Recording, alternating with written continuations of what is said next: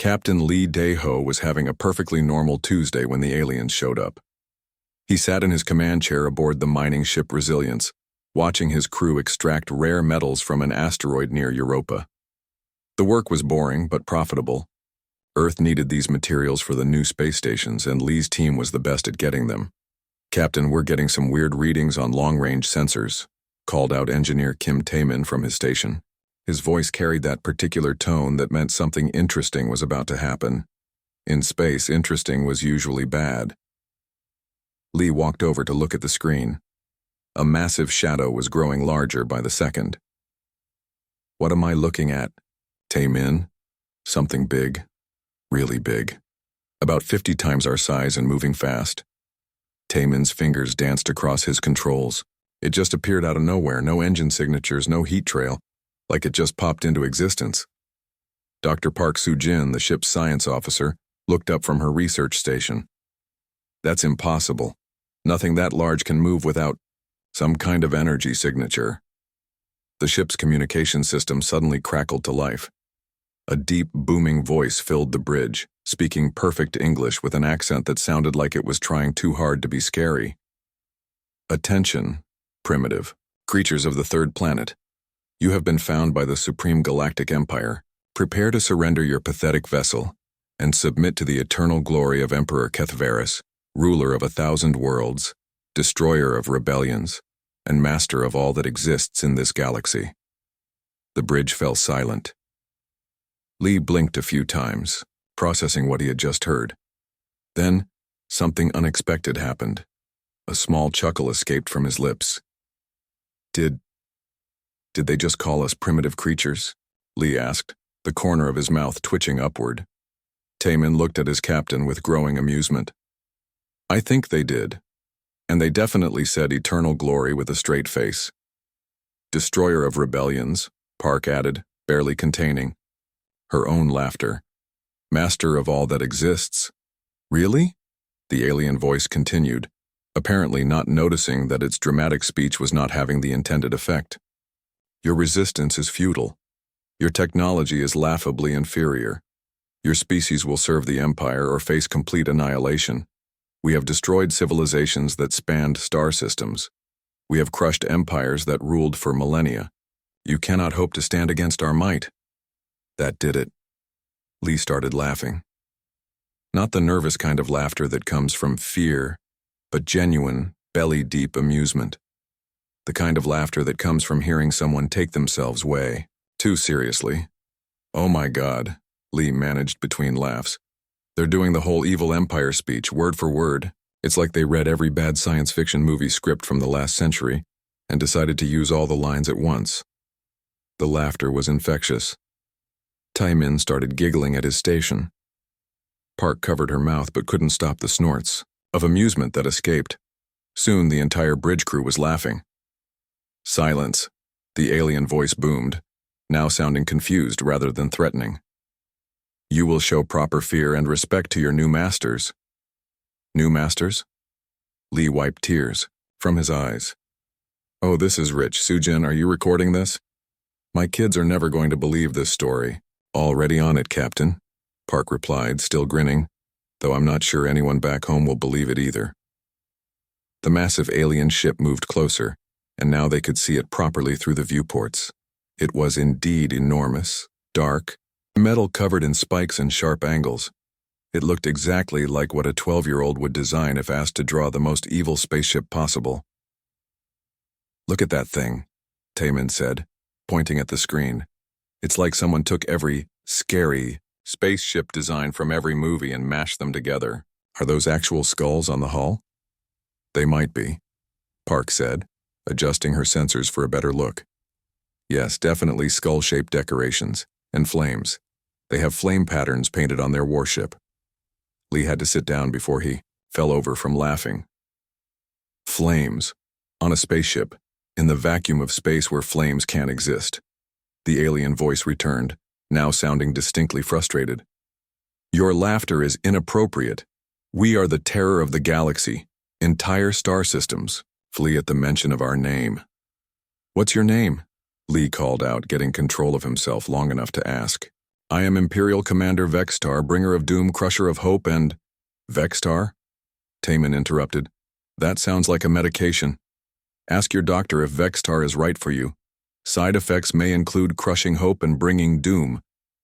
The entire bridge erupted in fresh laughter. Even the normally serious crew members from other departments had gathered to listen, and they were all struggling to keep straight faces. Stop laughing, Vextar demanded. This is not amusing. We are here to conquer you. But it is amusing, Lee said, wiping his eyes again. Commander Vextar, with all due respect, has your species ever heard of subtlety?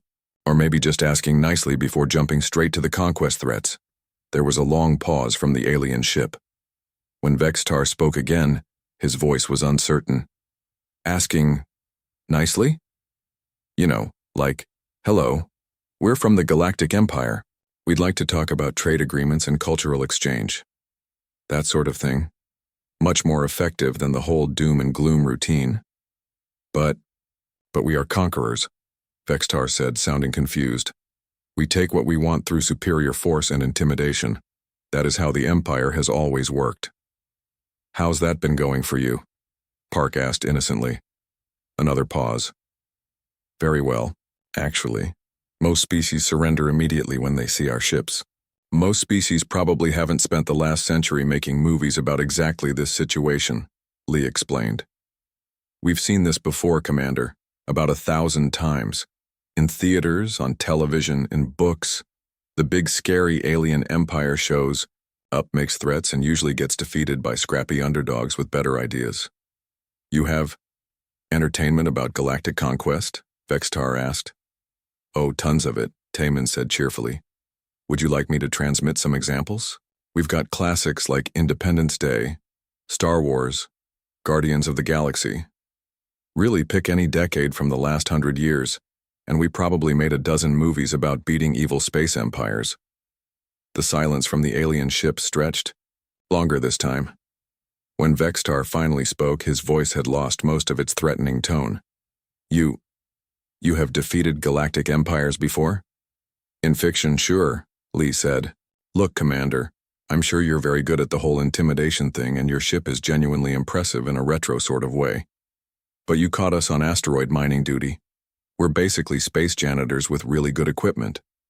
If you want to conquer Earth, you're going to need to talk to someone with more authority than a mining captain. Space janitors? Vextar repeated weakly. Well, space miners, technically. But same idea. We dig up rocks and haul them places. Not exactly the stuff of galactic resistance movements. Park cleared her throat. Captain, perhaps we should inform Earth about our visitors. Good point. Lee activated the long-range communicator. Earth control. This is resilience. We've made first contact with aliens. They want to conquer us, but they're being very polite about it. Requesting instructions. The response from Earth was immediate and predictable. Resilience. Please repeat. That message, did you say aliens want to conquer us? Confirmed, Earth control. They have a big scary ship and everything.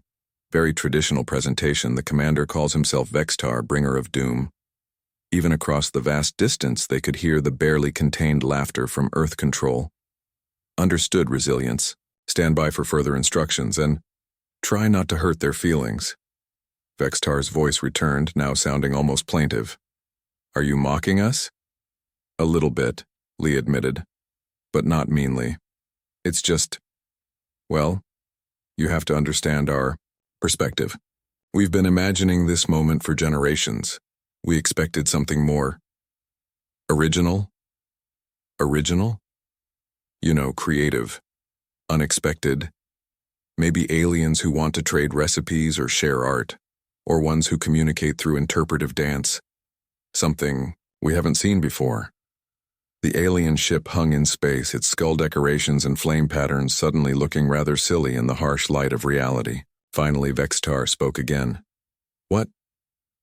What happens in your entertainment when the aliens arrive? Lee grinned. Usually, the humans win through cleverness, teamwork, and refusing to give up. Sometimes we even become friends with the aliens afterward. Friends?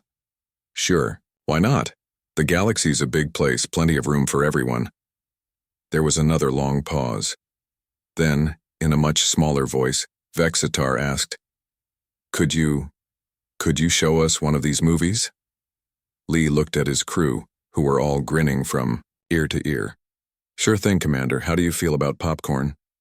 Ambassador Choi Min-ho had never expected his job to involve teaching aliens about comedy, but life had a way of surprising people.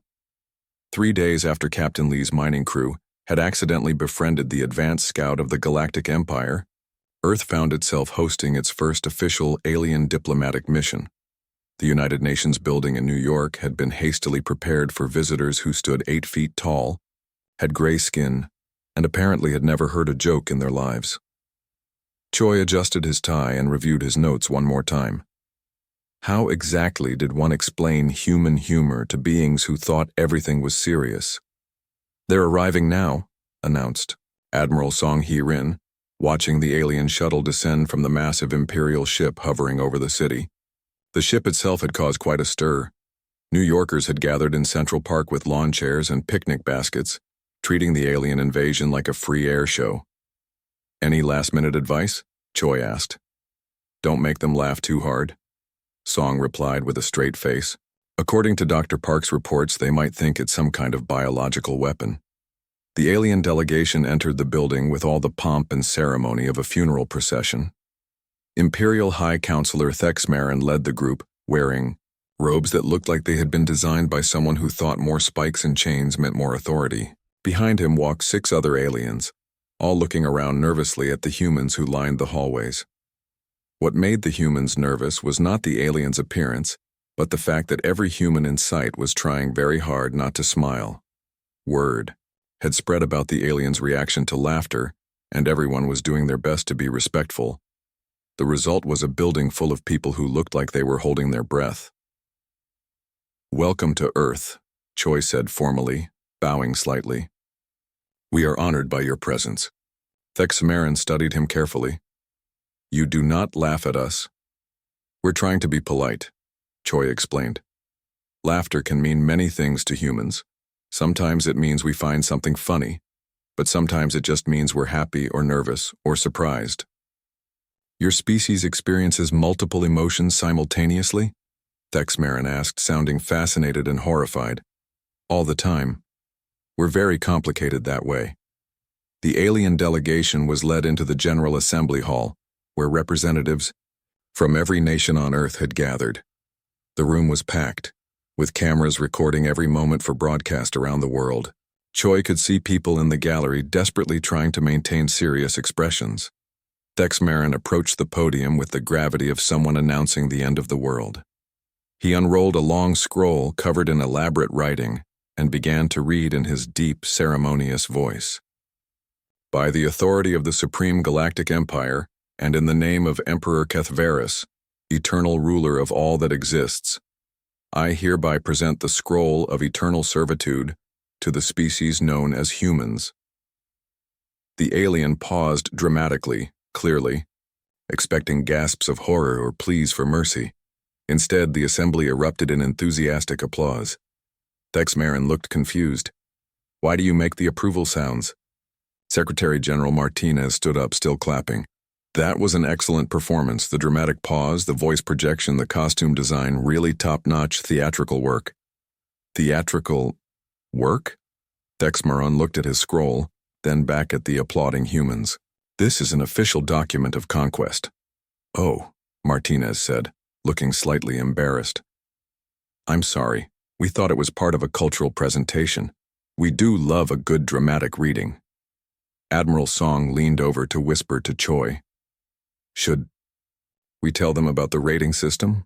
Before Choi could respond, Representative Williams from the United States stood up. I give it an 8 out of 10 for style, but the dialogue needs work. Too many cliches. 7.5, agreed Representative Chen from China. The costume was impressive, but the speech felt a bit overdone. Thexmarin turned to his fellow aliens, speaking in their own language. The sounds were harsh and clicking, but somehow managed to convey bewilderment. One of his companions responded in what sounded like equally confused clicks and whistles. Excuse me, Thexmarin said, turning back to the humans. There appears to be a misunderstanding. We are not performing. We are conquering. Right, of course. Martinez nodded seriously. Very method acting. Staying in character even after the performance. We respect that level of dedication to the craft. Choi decided it was time to intervene before the cultural confusion got any worse. High Counselor, perhaps we could discuss this in a smaller setting, away from the cameras. An hour later, Choi sat across from Thexmarin in a private conference room, trying to explain human civilization to a being who had never encountered sarcasm. So when your species finds something amusing, you make loud noises and show your teeth? Thexmarin asked, taking careful notes. That's one way to put it, yes, we call it laughing. It's usually a sign that we're happy or that we find something entertaining. And when Captain Lee made these sounds at our conquest announcement, he was entertained? Very much so. You have to understand, humans have been imagining first contact with aliens for centuries. We've written thousands of stories, made hundreds of movies, and created countless books about exactly this scenario. Thexmarin's large eyes grew even larger. You have prepared for conquest? In a way, yes. Though usually in our stories, the aliens are either friendly scientists or evil conquerors who get defeated by clever humans. Your presentation was very much in the evil conqueror category, but it was so perfectly stereotypical that it seemed like you were copying our fiction. Copying your fiction? Thexmarin looked genuinely distressed. But the conquest protocol has been used successfully for over 3,000 years. It is a time-tested method of establishing imperial dominance. Choi nodded sympathetically. I'm sure it works very well on species who haven't spent centuries thinking about this exact situation. Unfortunately, you sound exactly like what we call a movie villain. It's hard for us to take seriously. Movie villain? Fictional characters who serve as antagonists in our entertainment. They usually have dramatic speeches, evil-looking ships, and titles like Destroyer of Hope or Bringer of Doom. They're not meant to be taken seriously because the audience knows they're going to lose in the end. Thexmarin was quiet for a long moment, processing this information. Your entertainment shows evil empires being defeated? All the time. It's one of our favorite story types. The big powerful bad guys show up, threaten everyone, and then get beaten by the small clever good guys who refuse to give up. And your species enjoys these stories? We love them. There's something very satisfying about watching bullies get their comeuppance. Thexmarin's expression was hard to read, but he seemed to be having some kind of internal crisis. Are you saying that the Empire are bullies? Choi chose his words carefully. Well, showing up unannounced, making threats, and demanding surrender does sound a bit like bullying, yes. But we are the supreme galactic empire. We rule through strength and fear. It is the natural order. Says who? Choi asked simply. The question seemed to break something in Thexmarin's mind. He sat in silence for several minutes, his large hands folded in front of him.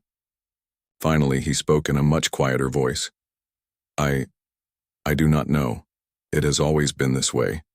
For as long as anyone can remember, the strong have ruled the weak. It is simply how things are.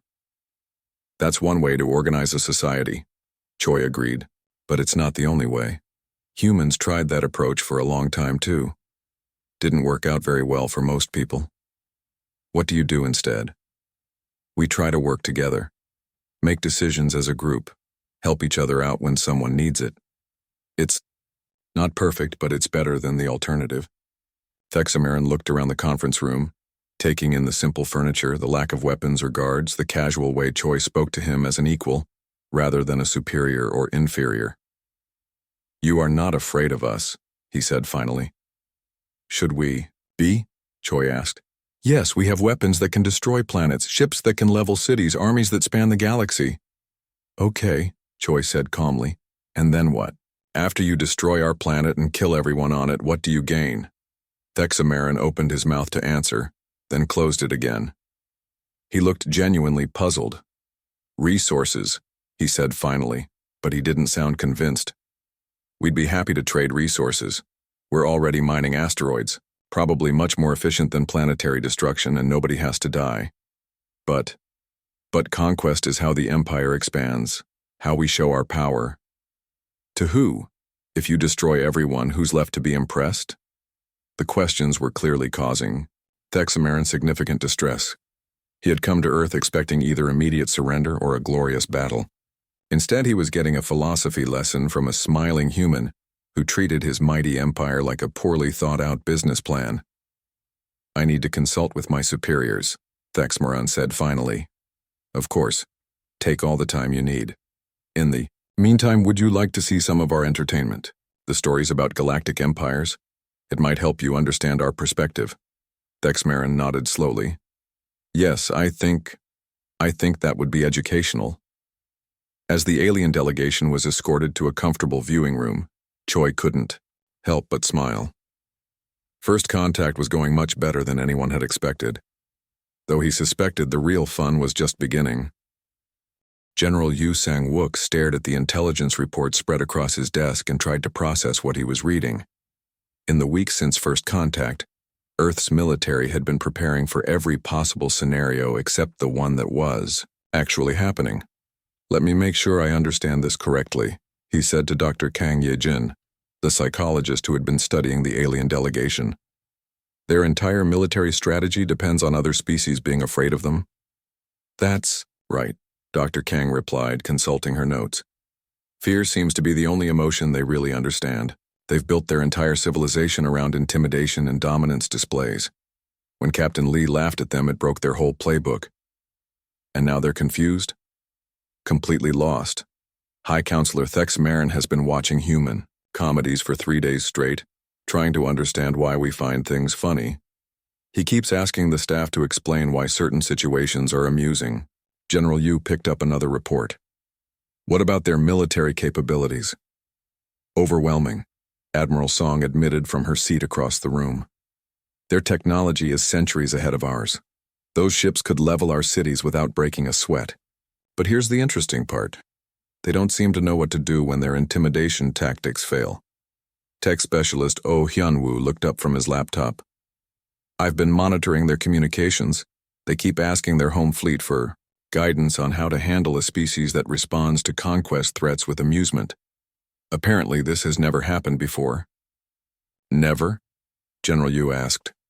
Not once in over 3,000 years of galactic expansion, Oh confirmed.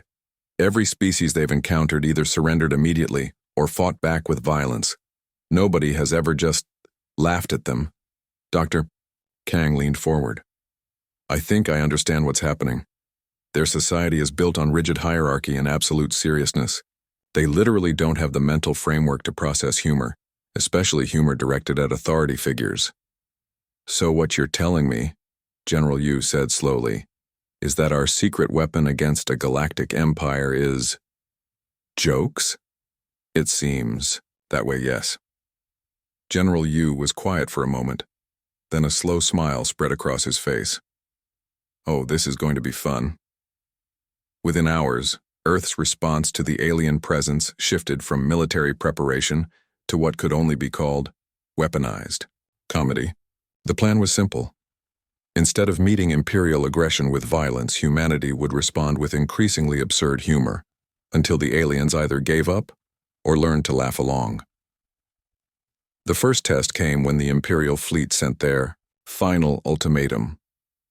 12 massive warships appeared in Earth's orbit, each one bristling with weapons and covered in the same skull and flame decorations that had amused the mining crew.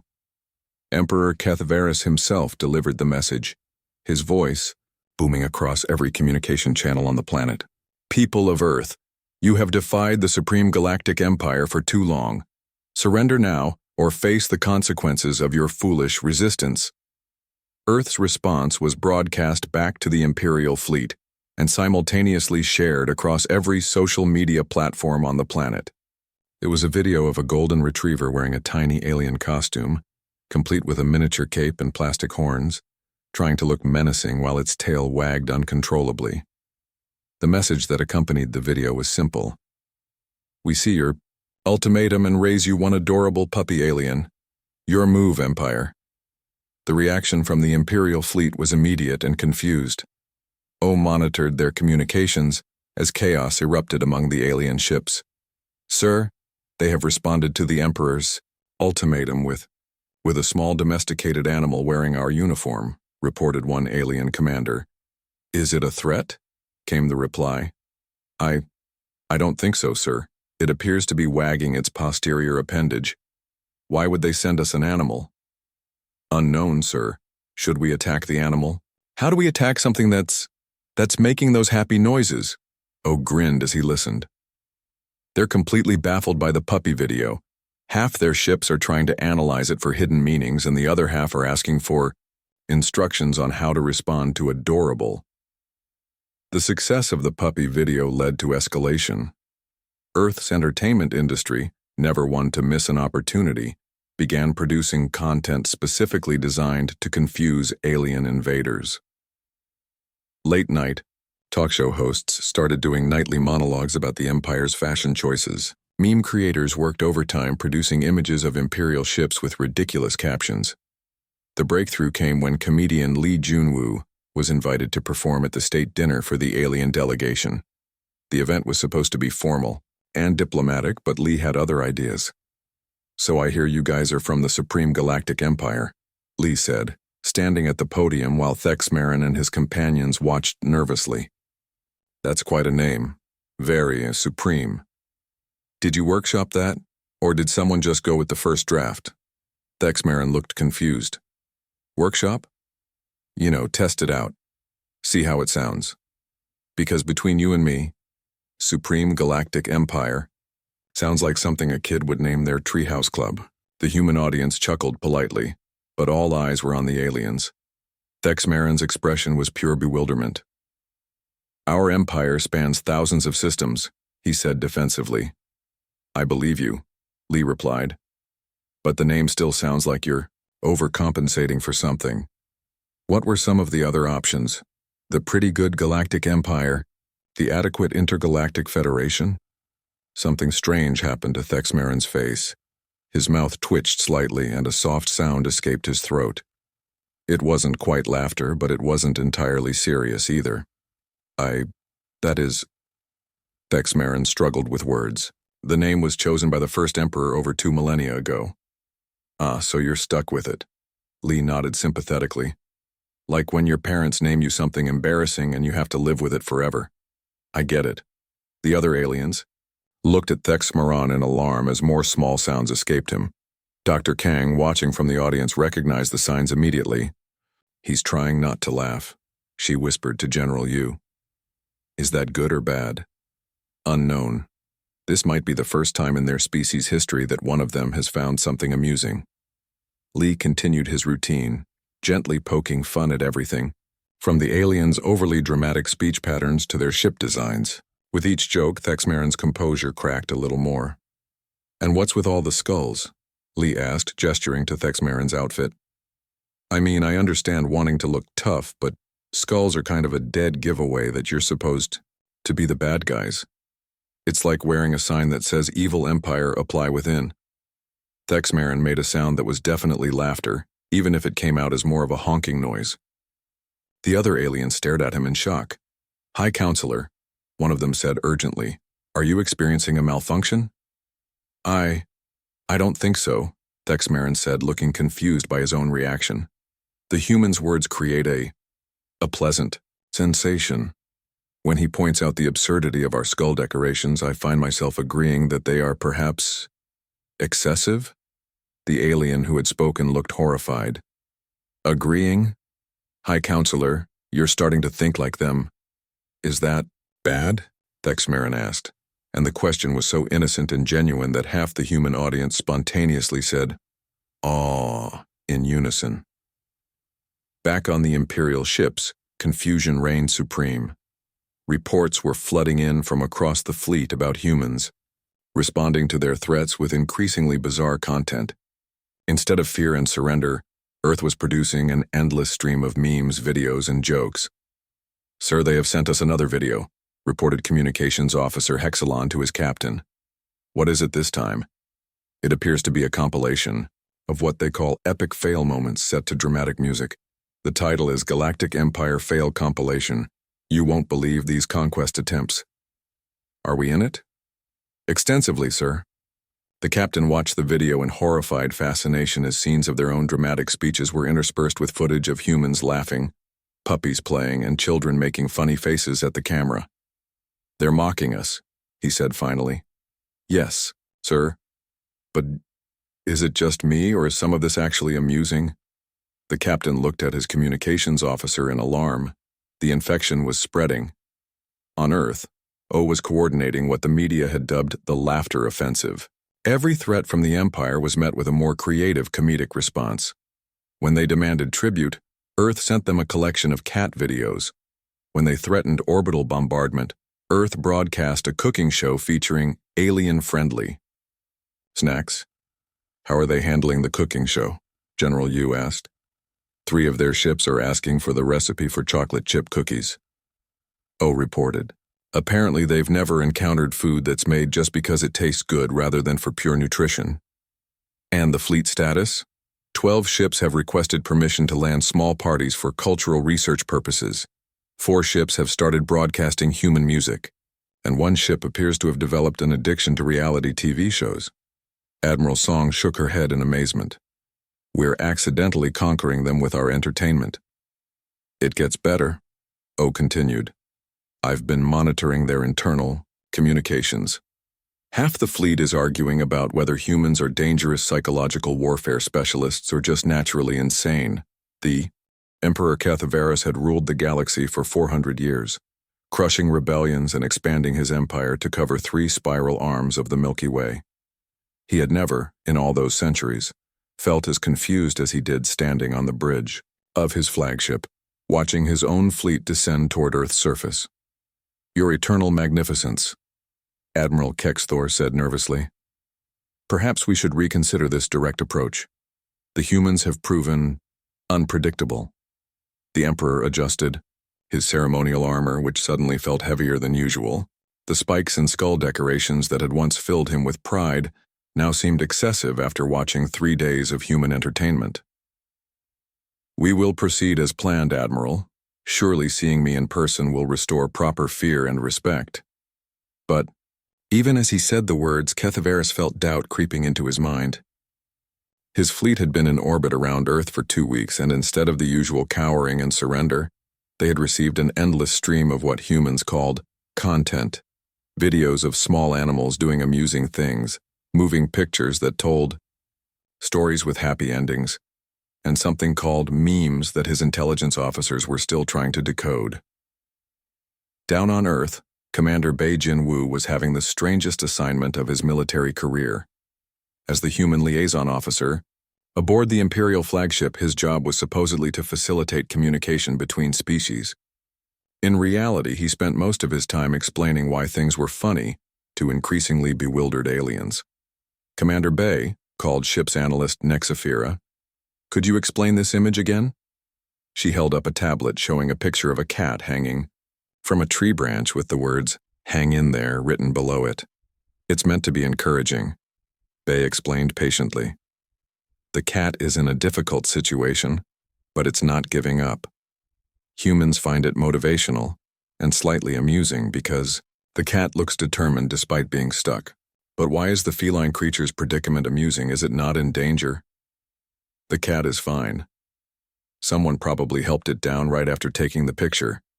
It's the contrast between the serious motivational message and the silly situation that makes it funny. Nexaphira stared at the image for a long moment. Humans find contradiction pleasant? Sometimes, yes. We call it irony.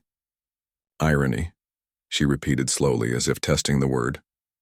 This is a new concept. Bei was beginning to understand just how different their civilizations were. The Galactic Empire had built itself on absolute certainty, clear hierarchies, and taking everything seriously. Humans, on the other hand, had built their culture on questioning authority, finding humor in serious situations, and embracing contradictions. The cultural divide became most apparent when Emperor Kethavarus finally made his grand entrance to Earth. The landing ceremony had been planned as a display of imperial might that would finally make humans understand their place in the galactic order. The Emperor's shuttle descended toward the landing pad in New York, surrounded by an escort of smaller ships flying in perfect formation. Military bands from the Empire played ominous ceremonial music that sounded like the soundtrack to a horror movie. The Emperor himself stood at the front of his shuttle, wearing his most impressive armor and his most intimidating cape. What he didn't expect was the welcoming committee. As his shuttle touched down, a flash mob of 1,000 humans suddenly appeared around the landing pad, all wearing cardboard alien costumes and performing a carefully choreographed dance routine to upbeat music. Signs reading, "Welcome to Earth" and "We come in peace and bring snacks" bobbed above the crowd. Emperor Keth Varys stepped off his shuttle and stopped dead, staring at the spectacle before him. Humans of all ages were dancing enthusiastically, completely ignoring the heavily armed Imperial guards who were supposed to be maintaining a security perimeter. What is this?" he asked Dr. Lim So-young, the anthropologist who had been assigned as his guide. "It's a flash mob," she explained, cheerfully. "A group of people who organized to do something fun and surprising in public. They've been planning this for days. They organized for fun. Human behavior often doesn't have practical purposes beyond enjoyment," Dr. Lim said. "We do things because they make us happy, or because we think they might make other people happy." Keth Varys watched a group of children who couldn't have been more than 10 years old approach his guards with handmade welcome signs. The guards, who had conquered star systems, stood frozen as the children offered them drawings of spaceships and aliens holding hands with humans. "They're not afraid," the Emperor murmured. "Why would they be?" asked 8-year-old Park Hae-won, tugging on the Emperor's cape to get his attention. "You're just visitors. My mom says visitors get cookies." Before anyone could stop her, she pressed a small paper bag into the Emperor's hands. "I made them myself. They're chocolate chip. My dad says they're the best in the universe, but we haven't tested that claim yet." Keth Varys stared down at the small human child who was grinning up at him without a trace of fear. Behind her, a woman who was presumably her mother waved cheerfully and called out, "Let me know if you need the recipe." She made these for me?" the Emperor asked Dr. Lim. "Humans often make food to share with others, especially when meeting someone new. It's a way of showing friendship." The Emperor opened the bag and looked at the cookies inside.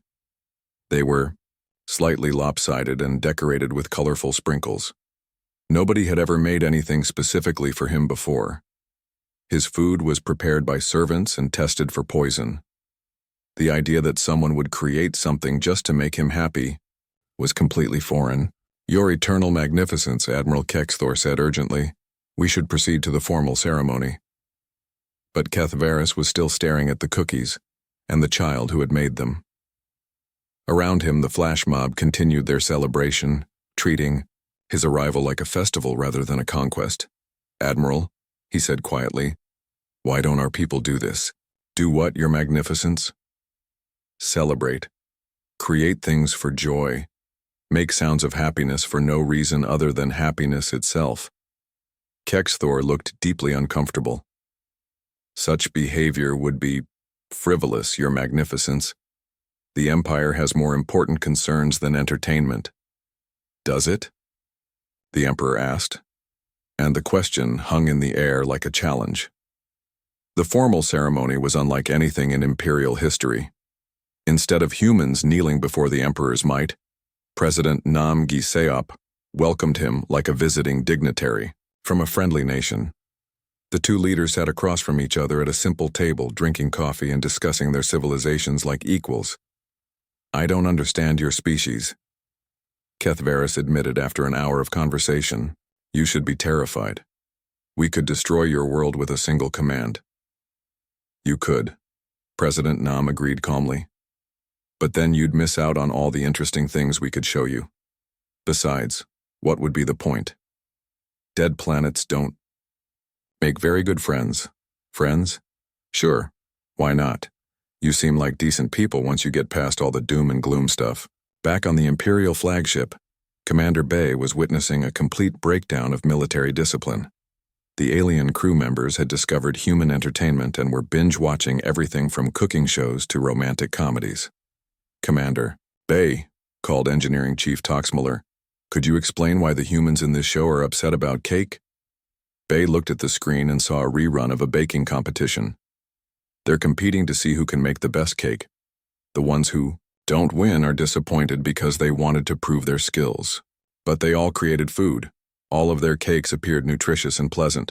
Why do only some humans receive validation? It's a game. A fun competition. The point isn't really winning or losing. It's the challenge and the entertainment. Toxmuller considered this. Humans create artificial challenges for enjoyment? All the time. We have thousands of different games and sports and competitions. Most of them serve no practical purpose except fun. Fun, Toxmuller repeated, the way someone might say the name of an exotic disease they'd just discovered. The breaking point came when several alien crew members asked Commander Bay to explain why they didn't have anything on their ships that existed purely for enjoyment. The question spread through the fleet like wildfire. Why didn't they have games or stories or music that served no military purpose? When had they stopped doing things just because they enjoyed them? Sir, Admiral Kexthor reported to Emperor Kethavarus later that day, I'm receiving reports of discipline problems throughout the fleet. What kind of problems? The crew members are asking questions about our purpose, about why we don't have entertainment divisions. Kethavarus was quiet for a long moment. And what are you telling them? I don't know what to tell them, Your Magnificence. I find myself wondering the same things. That evening, as the Emperor sat alone in his private chambers, he tried one of the cookies the human child had given him. It was sweet and warm and unlike anything he had ever tasted. More than that, it had been made by someone who wanted him to be happy. For the first time in 400 years, Emperor Kethavarus smiled. And then, very quietly, he laughed. The sound was rusty and unfamiliar, but it felt good. He laughed again, louder this time, and realized he couldn't remember the last time he had done anything just because it felt good. Outside his chambers, his guards heard the sound, and 6 months after first contact, President Nam Giseop found himself in the strangest diplomatic meeting of his career. He sat across from Emperor Kethavarus in what used to be the Imperial throne room, but was now simply called Keth's office. The spikes and skulls were gone, replaced by comfortable chairs and a coffee machine that the Emperor had specifically requested after discovering caffeine. I need to ask you something important, Kethavarus said, looking more relaxed than any Galactic Emperor had a right to look. He wore simple robes instead of his old armor, and his expression was open and curious rather than threatening. How do we fix this? Fix what? President Nam asked, though he suspected he knew the answer. My empire, my people, everything. Kethavarus gestured helplessly. Half my fleet is asking for permission to start comedy clubs. My head of military operations wants to resign so he can learn to make movies. Admiral Kexthor has requested a transfer to your planet so he can study something called improvisational theater. Nam tried to keep a straight face. That does sound like a problem. The worst part is, I don't want to fix it, Kethavarus continued. For the first time in 4 centuries, my people seem happy. Do you know what that's like? To suddenly realize that nobody in your entire civilization has been truly happy? Captain Lee Dae-ho, who had been invited as the human who started, it all leaned forward in his chair. What did you do for fun before this? Fun? Kethavarus looked confused. We conquered planets. We expanded the empire, we maintained order. But what did you do when you weren't working? We prepared for more work. Lee exchanged glances with President Nam. When did you last take a vacation? A what? Time off. Rest. Doing something. Just because you enjoy it. Kethavarus was quiet for a long moment. I don't think we have a word for that concept. The transformation of the Galactic Empire had been swift and thorough. What started as simple confusion about human humor had evolved into a complete cultural revolution. Across the galaxy, alien species that had lived under imperial rule for millennia were witnessing something unprecedented. Their conquerors were learning to laugh. Dr. Lim So-young had documented the entire process. Her research showed that the Yi Empire's rigid hierarchy couldn't survive contact with human humor because jokes, by their very nature, challenged authority and pointed out absurdities. When imperial citizens started finding their own government amusing, the whole system began to change. The Emperor received a petition yesterday, Dr. Lim reported to the assembled human leadership. It was signed by representatives from over 300 worlds. They're requesting that the Empire stop calling itself supreme because it sounds pretentious. What was his response? Admiral Song asked. He laughed and agreed. Apparently, he's been embarrassed by the name for decades, but never felt like he could change it. The changes weren't limited to politics. Imperial technology, which had been designed purely for conquest and control, was being reimagined. Weapons factories were retooling to produce entertainment systems. Military academies were adding courses on creative expression. The Empire's vast communication network, once used only for transmitting orders and propaganda, now carried comedy shows and music across the galaxy. Commander Bei Jinwu had become something of a celebrity among the aliens. His job had evolved, from liaison officer to what the Empire now called Chief Cultural Ambassador, which mostly involved explaining human jokes and helping aliens develop their own sense of humor. Commander, called Engineering Chief Toxmalar, who had become surprisingly good at wordplay. We have finished installing the new recreational facilities you suggested. Show me, Bei said, following the alien down a corridor that had once been lined with weapons displays but now featured artwork created by the crew. The ship's former interrogation chamber had been converted into what the aliens called a fun room. It contained games, musical instruments, and comfortable seating areas where crew members could relax during off-duty hours. The sight of heavily armed Imperial soldiers playing board games and sharing jokes would have been unthinkable a few months ago. This is excellent work, Bei said, genuinely impressed. How are the crew members adapting? Better than expected. Yesterday, Lieutenant Vexicala told what humans call a dad joke during the morning briefing. The entire bridge crew made happiness sounds. They laughed? Yes. It was most pleasant, though we are still working on understanding when laughter is appropriate. Security Chief Hextron attempted humor during a disciplinary hearing yesterday, and the results were mixed. Bei made a mental note to add appropriate timing for jokes to his cultural training curriculum. Teaching an entire galactic civilization to develop a sense of humor was proving more complex than anyone had anticipated. The real test of the Empire's transformation came when they encountered their first real crisis since learning about laughter. A group of extremist aliens from the Outer Rim, calling themselves the Pure Order Coalition, had decided that the Empire's new direction was a corruption that needed to be stopped. They're demanding that we return to the old ways, Admiral Kexthor reported to Emperor Keth Varys. They say laughter is a sign of weakness and that we've been contaminated by human influence. How many ships do they have? The Emperor asked. 57 heavy cruisers and about 200 smaller vessels. And they're serious about fighting us? Completely serious, Your Maj, Your Excellency. Kexthor had stopped using the old formal titles after realizing how ridiculous they sounded. Kethavaris was quiet for a moment. Then he started to chuckle. 57 ships crewed by people who think happiness is a disease, and they want to fight an empire that's learned to laugh at itself. Sir? Admiral, open a communication channel to their fleet. When the leader of the Pure Order Coalition appeared on screen, he looked exactly like the Emperor used to. All sharp angles, dramatic poses, and barely contained rage. Emperor Keth Varys, the extremist leader, announced, I am Supreme Commander, Zorxthul, and I demand that you cease this madness immediately. The Empire has become soft and weak under human influence. Hello, Zorxthul, Keth Varys replied cheerfully. Love the costume, very traditional. Did you practice that speech in a mirror? The alien's face went through several expressions before settling on confusion. Costume? The whole evil overlord look. Very retro. Though I have to ask, how do you see anything through that helmet?